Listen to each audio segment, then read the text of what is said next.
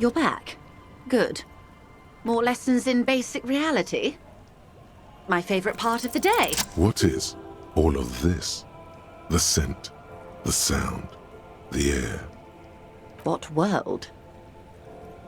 The only one, I suppose. The world of matter. And its pale antipode. The camera of her mind glides over the surface of the water. Great bodies of water. Forest-covered surfaces. Clusters of light where the cities lie. You've seen the montage. We all have. This world is enough. A frisson lifts the hair on the back of your arm.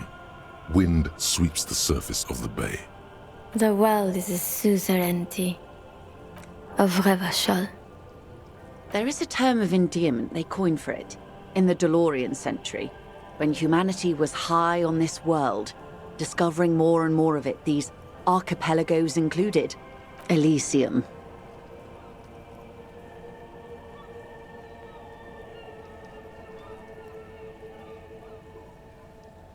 Not in this case, no.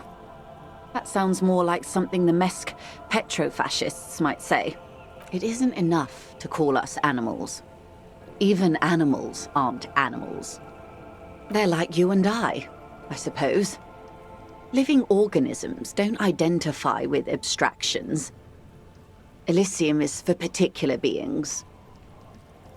It does. There are those who would call it hell. A term of hatred that originates, like many such things, with the Mesk petrofascists. Oh, you want a picture of the world? There is no complete set yet, dear. They're having some trouble reaching orbit. Great things are difficult to achieve. For now, we're viewing the world from the inside, sideways. That's looking less and less likely, Detective. You wouldn't know it from the tabloids, but the ORG nations have been launching weather balloons into the lower ionosphere since the 30s. ORG, Occident Revachol Grad. There's a steadily increasing trickle of images. Between the big three, they're piecing together a dark grey corona, yes. Pale covers 72% of the surface. There are grey flares and prominences, even arcs above entire isolas. The images are blurry, but if there was a sphere in there, it certainly looks like it fractured a long time ago. A cold fear seeps into you. They say there is a rarefied envelope of matter surrounding the darkened disk of our planet. That is, if we are still living on a planet. Or, to speak more plainly, imagine vast swathes of land disrupted by nothingness. I am sorry, dear. It must sound quite terrifying through the acute encephalopathy. Even scientific positivism isn't entirely convinced about what we're dealing with here.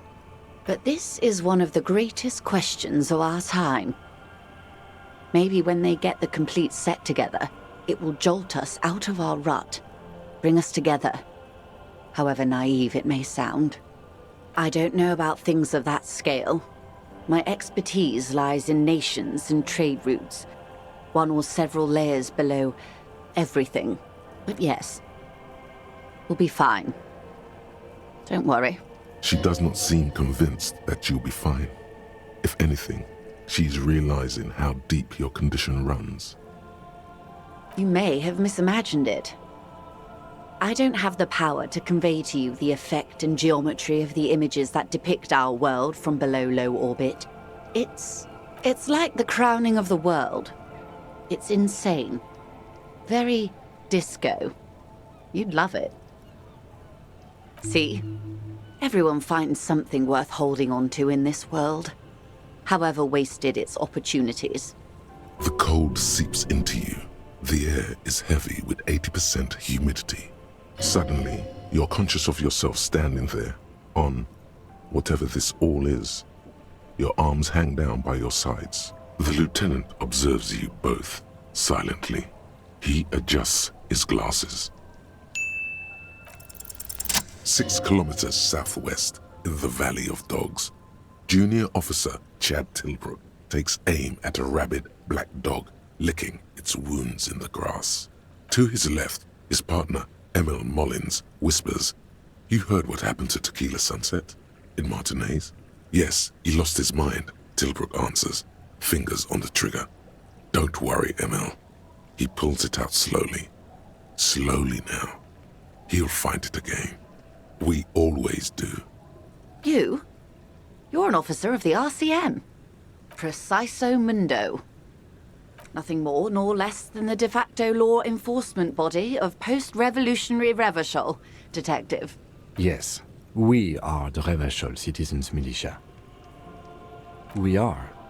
Yes, that means not de jure. The RCM acts in what is poetically called the twilight of international law, both at the behest of the coalition government and to its chagrin. The RCM's responsibilities are defined by the Emergency, Wayfarer and Aliments Acts, 3 pieces of legislation keeping the city in a, let's be honest, laissez-faire stasis to the benefit of foreign capital. All 3 are good to know when we are out policing.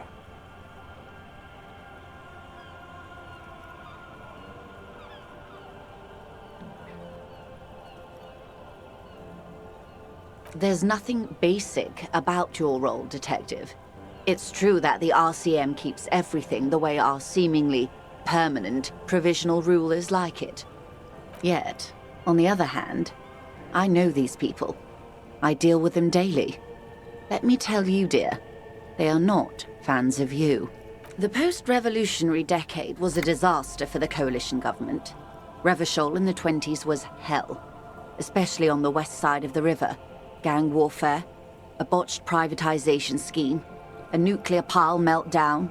They called it the international zone because no nation wanted to claim responsibility. The RCM restored peace where the coalition failed, a true blue citizens' initiative. They will never forgive you. That's somewhat of an exaggeration. In reality, ours is a mutually beneficial arrangement. Revacholians get to keep the peace in Revachol, and the coalition doesn't have to worry about it. Anyway, sorry to intrude. Please continue. Yes, Lieutenant. Permit me to conclude with this. Who you are, to me, is the police. The only legitimate law enforcement authority in Revachol. And if those authorities drink so hard they need help recalling the basic terms of reality, well, I'm here to help. The Pale is not, technically speaking, part of reality. Yes. Also, I think we've had enough excitement for today. We do have a case to attend to. Of course, Lieutenant. Let's try something else. I don't think your colleague would appreciate that. He has already been so patient with this whole exercise. Let's continue with something else, all right? You can ask about anything else in the world. Anything. You could sneak back later when the lieutenant is not here, unless you can convince him to step aside. Good idea. Just ask him. He won't make a scene. Fine. See? What can he do? You're a grown man. Are you sure you're sure? Your colleague seemed adamant. Okay. The Pale is the most dominant geological feature of the world, Detective. The separative tissue between the islas. It is the inter-islary mass. Achromatic, odorless, featureless. The Pale is the enemy of matter and life. It is not like any other, or anything in the world. It is the transition state of being into nothingness. No, Detective. We're safe.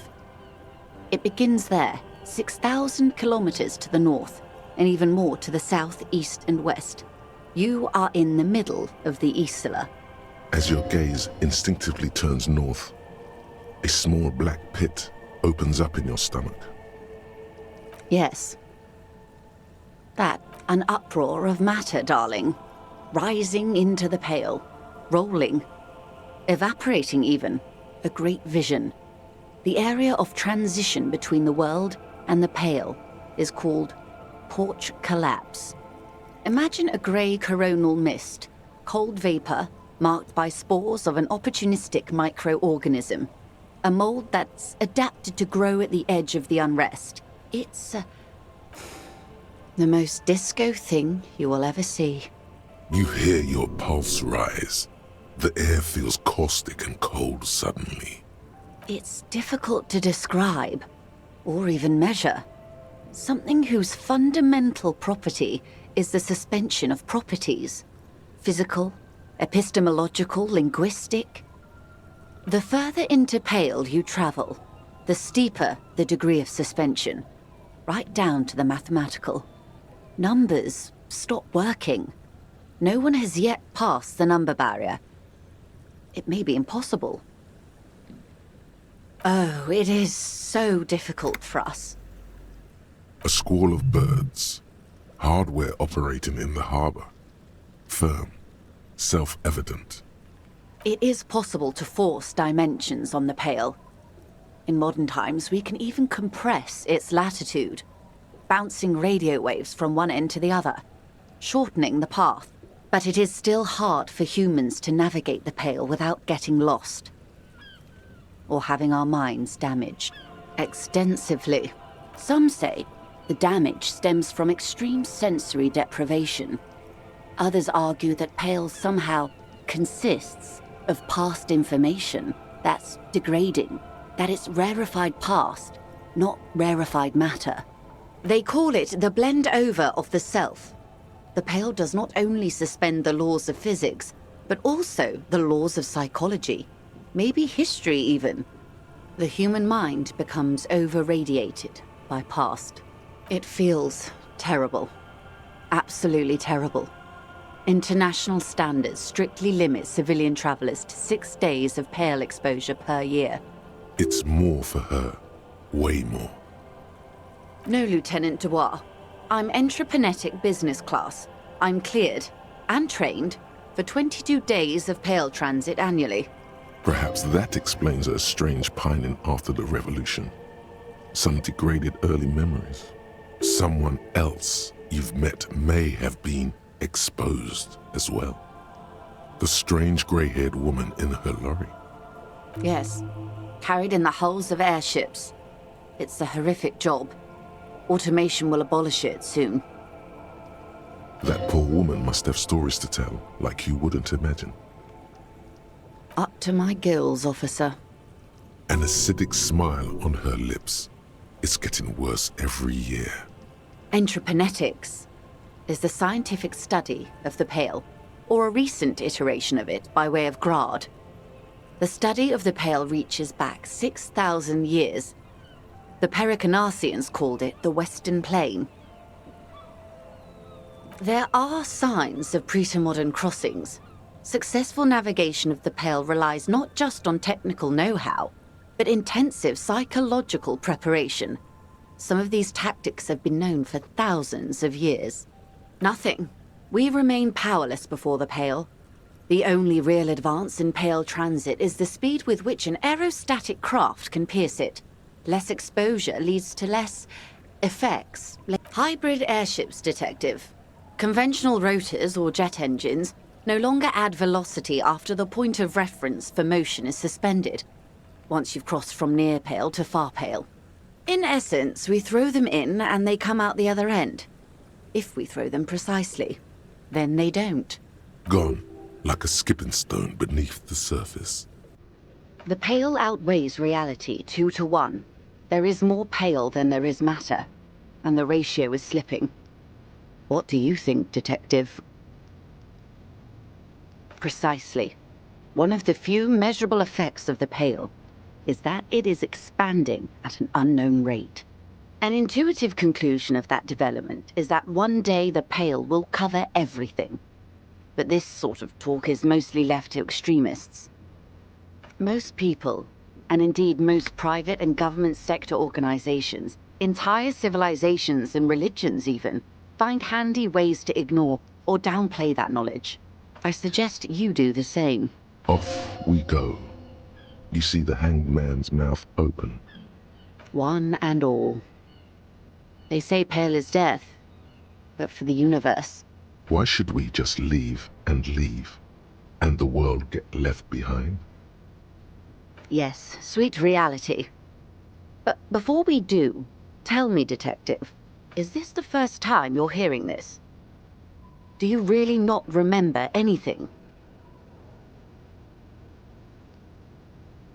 Then tell me, what do you think of the Pale?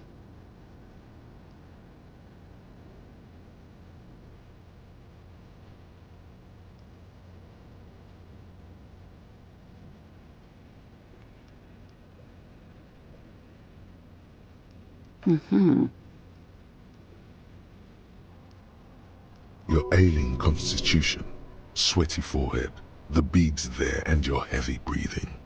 You really didn't know? This does not spell good for the investigation, Detective. If you don't know even this, then... I hope so. I truly do. If I may suggest, hold on to your colleague, Kitsuragi. I ran a check on him and he is very competent. In the meanwhile... Some of that assurance is meant for herself, as much as it's meant for you. She must have a lot on the line here. You have me. I will assist you in any way I can, even if we have to do it one basic term at a time. Good. You have not passed out from it.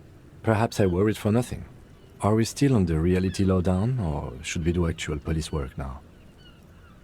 Good luck, detectives.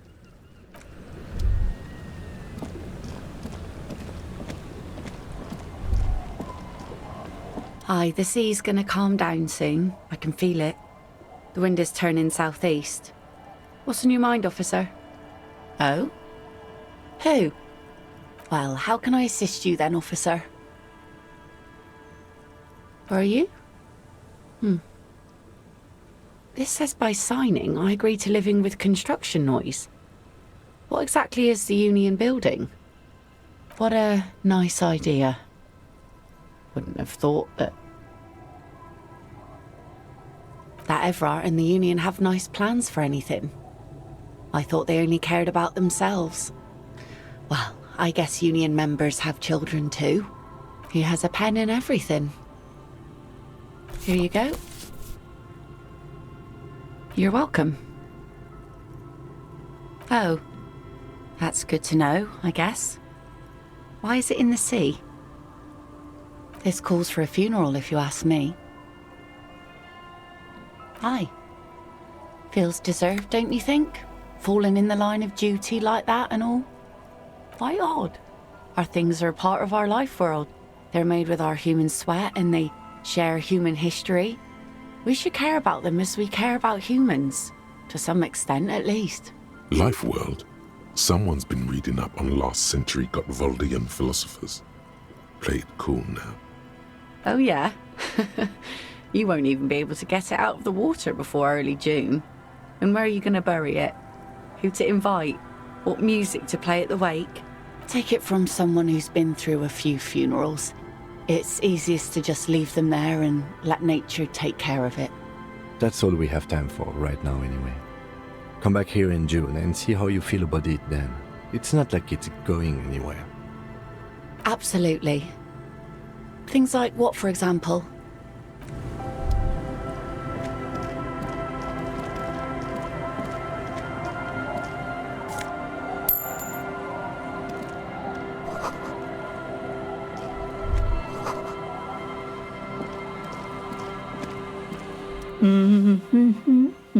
Welcome to the fishing village. Please lean in closer. I have cataracts. Oh, welcome, police officer. We don't cause any trouble around here. And we don't want any trouble either. We are not here to cause any trouble, madame. Trouble? Say the second thing, Bratan. Shows you got style. Oh, of course. Last time we saw you around here was 12 years ago. You also came to take care of trouble then. Wish you did. But still, in Martinez, you're considered an ill omen. Oh, the usual. Dark tidings. Black hound. That's you, all right. A black hound licking your own heels. No, not you personally. I meant the RCM. Some of the men got into a fight. One of them killed another, locked himself in that woodshed over there. He was brooding, needed some help opening the door. You got it open for him and took him to think about what he'd done in a more secluded place, somewhere more quiet. She says it as if he was on some kind of spiritual retreat. Maybe they are afraid, because you're an ill omen, but you're still welcome here, as long as men with guns aren't chasing you. And maybe even then, because that's the kind of fishing village we've built. I'm sorry there's not a lot of room to park the motor carriage, and not a lot of houses, or a lot of people. My kids are long gone, searching for treasure. So are others. Ah, look at me ramble on. What brings you to us? Nay, I haven't seen anyone lately. This is my little cinder block town. I know what goes on around here. She's being evasive. She knows something. There was a murder in Martinez. She might be a suspect. We would appreciate your help. Would you now? I know how this world works, and it doesn't work when people tell on each other. No, it's not like that, man. With him we called you. Right now, you just arrived by yourself, like a raven plucking at the window glass. Enough of this. She better start talking right now. There's not much to tell. People come and go. Now, was there something else? I see, ma'am. I hope you don't mind if we look around anyway. Ruby was here. You know it. Ask her about lodgings. Stay? Most people here are trying to leave. That said, if lodgings is what you're looking for, I've got a free room in the shack. I won't charge you for it. Take it as a gesture of goodwill from the village to the RCM. No one is using it, and God knows it's not much anyway. You can stay there. Oh, don't. It's your choice. No skin off my teeth. My kids grew up and left like they do. The house is long empty now. I live in the small side attachment. It's easier and cheaper to keep warm. Don't make an old woman regret opening her house to the place. Well, if you are not in the hostel in the morning, I'll know where to find you. Here, in a shack. He's a little relieved you're no longer in that room. Should he? This environment encourages one thing, and one thing only. Drinking. Finally, you have those lamos of Martinez off your back, Bratan! This looks like a great place to bring chicks! Just us. It's barely a village anymore. We almost don't exist. This is pretty much a non-place. A gap. A blank spot on the map. Just a cluster of nameless shacks on a nameless street. The place is so pornographically poor, it's not even funny.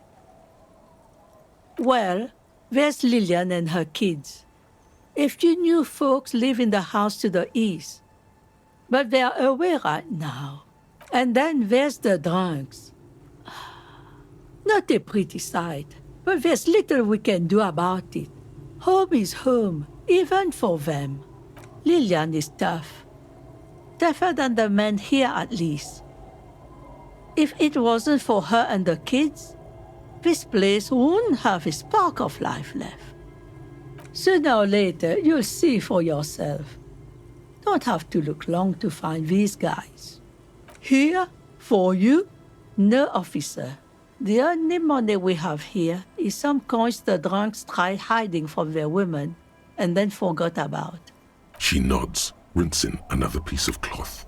Not much. There's the abandoned church, the DeLorean Church of Humanity. It's been there since before my time, even. Some things just don't fly, officer. Look around. Who'd go to church here? They built it 300 years ago. Must have been nicer then. So, they don't hold services there anymore? The Ecclesiastes? No, they've tried, But things just keep happening. Crime, accidents, other things. The place never stays open. It's a pity. It used to be such a nice church. She's not telling you all she knows. Keep her talking. Well, there's that music. Music from across the sea. It started a few days ago, and now it's blasting even through the night. And now, suspicious-looking people are sneaking around the church.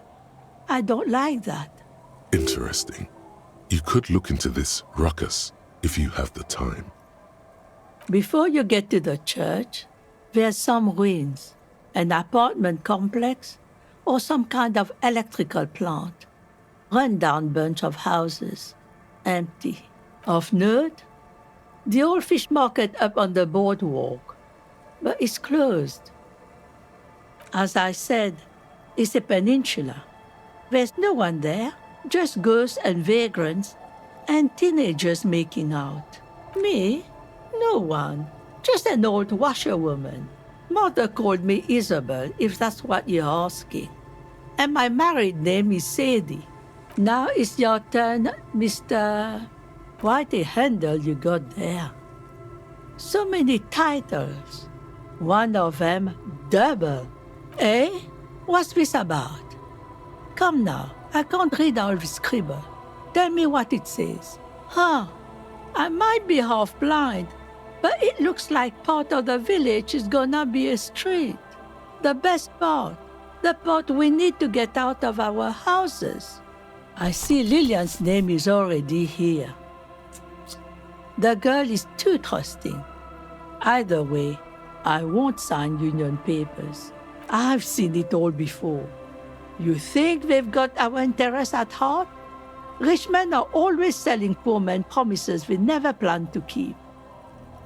Then the poor get pushed out of their homes and the rich get a little richer. That's the way it goes. So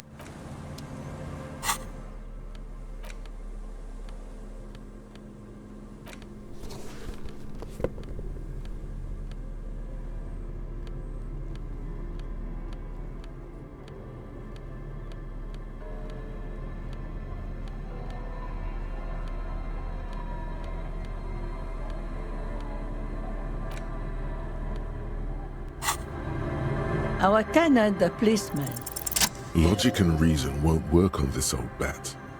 Better go for shameless emotional manipulation. What's the grandmother's deepest vulnerability? Does this feel like a good thing, though? What do you mean? What's going to happen?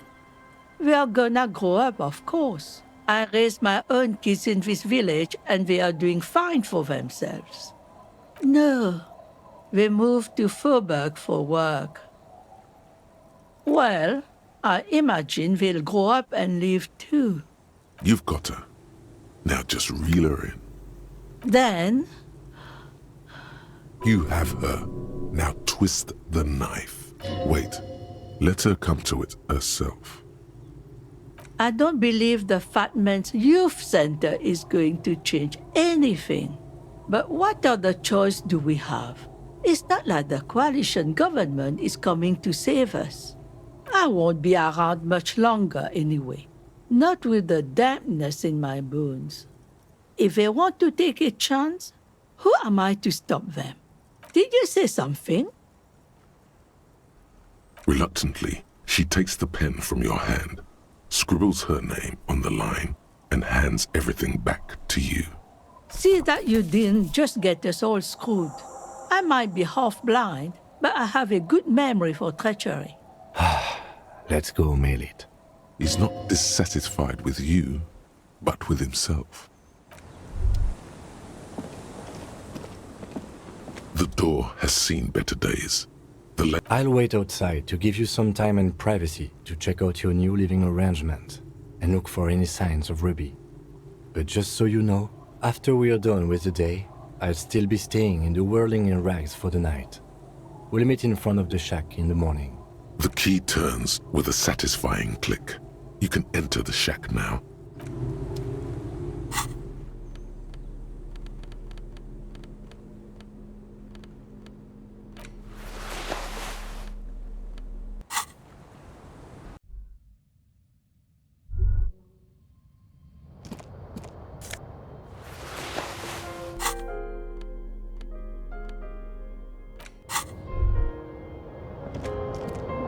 An old mirror hangs on the wall. You see the reflection of your face in it.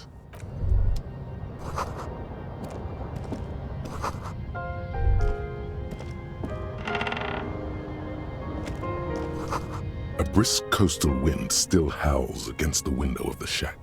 Occasionally, the waves crawl in under the foundation, producing a low hum. The room feels muffled, like you pulled your hat over your ears. Outside, it is cold and windy, but you're inside, and it feels safe and warm. What is this place to you?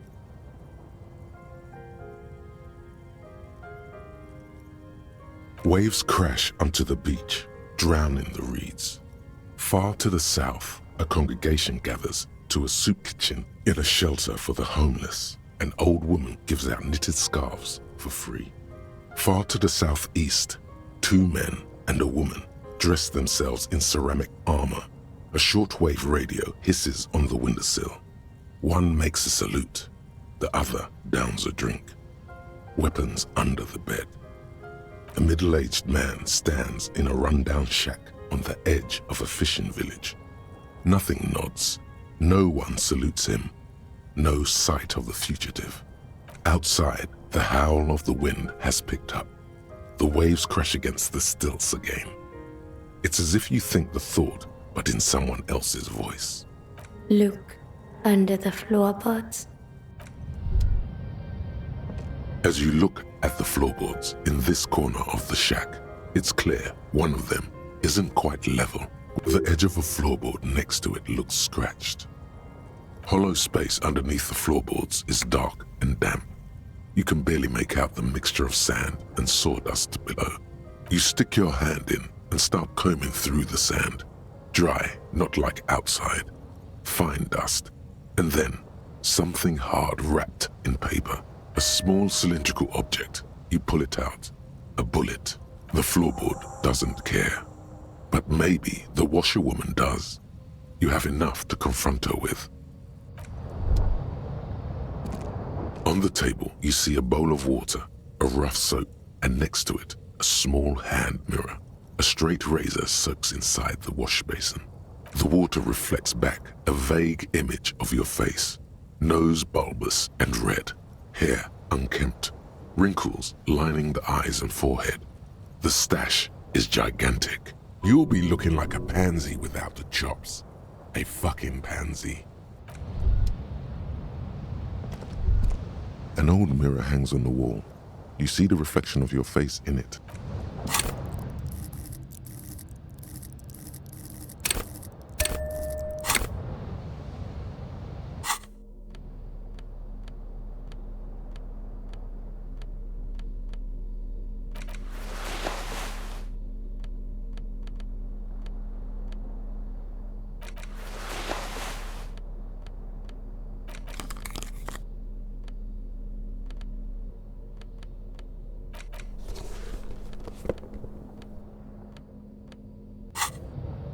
An old mirror hangs on the wall. You see the reflection of your face in it. Still not happening. It won't. The bed is comforting, if a bit run down. Still, you've earned a rest.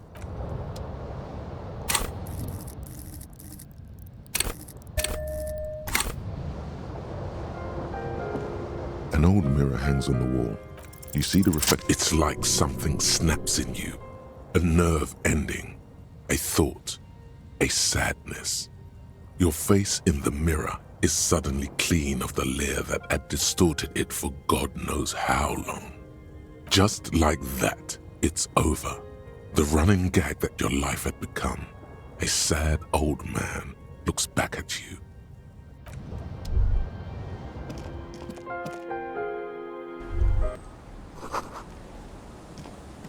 Yes? What do you want to know? Good.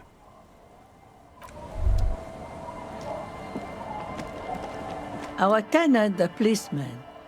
Damn that girl. But you didn't put it there, did you? She did. Gone and hid things in there? She's usually a good tenant, and not a stupid one either.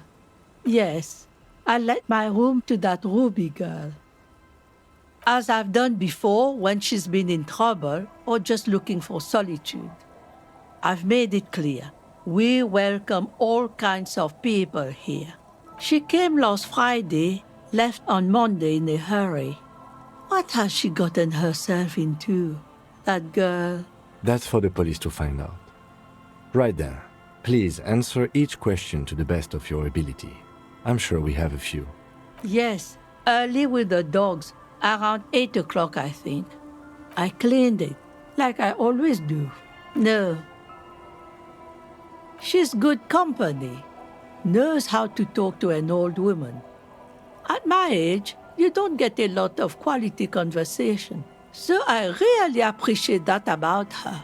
Did she talk to you much during her last stay? No, she was mostly silent this time. Kept to herself. She tried not to let it show, but I could tell she hadn't come to fish. Usually she likes to cast a few lines, but this time she mostly stayed in her room. How would I know? She's a gruff one, but not violent. She doesn't go around toting a gun. Not that I know of, though she was into nice music. She once showed me a few mixtape milieu she'd made. Although I guess she was pretty handy with the mechanical and technical stuff. Even fixed the heater in the shack. You should be thankful for that. I don't know.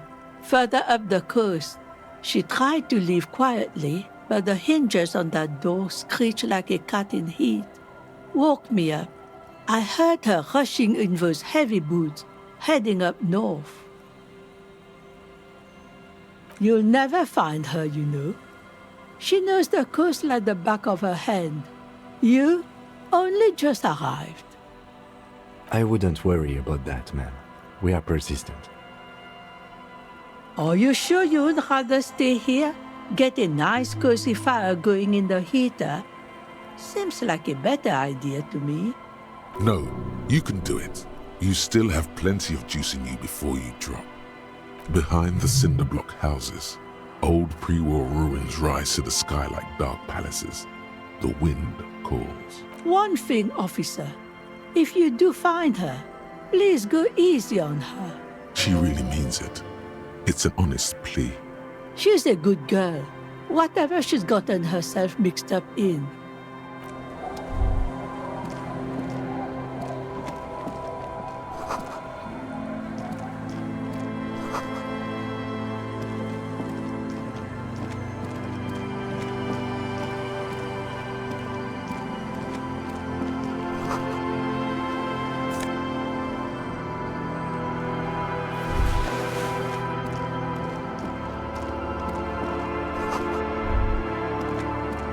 The worn and beaten wooden planks of the bench do not look overly comforting. We can sit on benches after we've solved the murder. Let's go.